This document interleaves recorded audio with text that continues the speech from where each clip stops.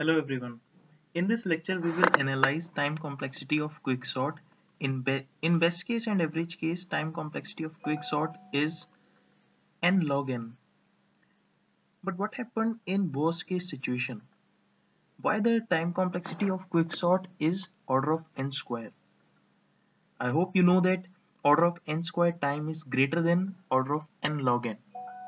Means quicksort takes more time in worst case situation. What could be the situation in which the quicksort goes to worst case? You won't believe.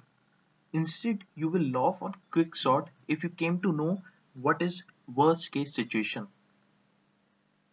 If you give the already sorted elements to quicksort and ask quicksort to sort it, then it will go to worst case situation. It will take worst case time, that is order of n square. I had already told you in previous videos that quicksort is based on divide and conquer strategy. That means if pivot element divides the array in at each iteration, it will take less time. But what if the pivot element never divides the array?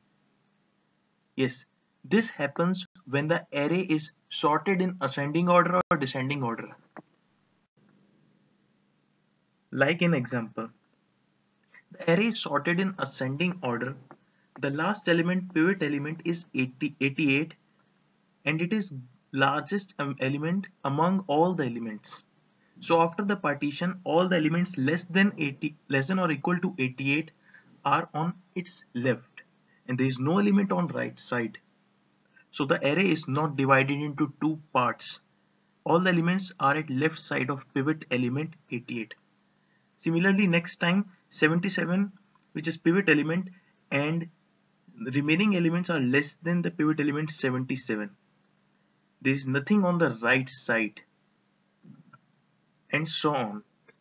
In this situation, divide and conquer strategy doesn't work, and time complexity of order of n square. But don't worry, we have a solution to this problem, that is randomized quicksort.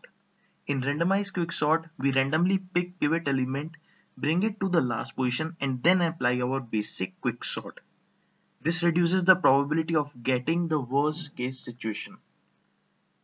And for your information, it is not necessary that you always pick last element as pivot element in basic quicksort. You can also pick first element in as pivot element, as you can see in some books they have used like this. Thank you.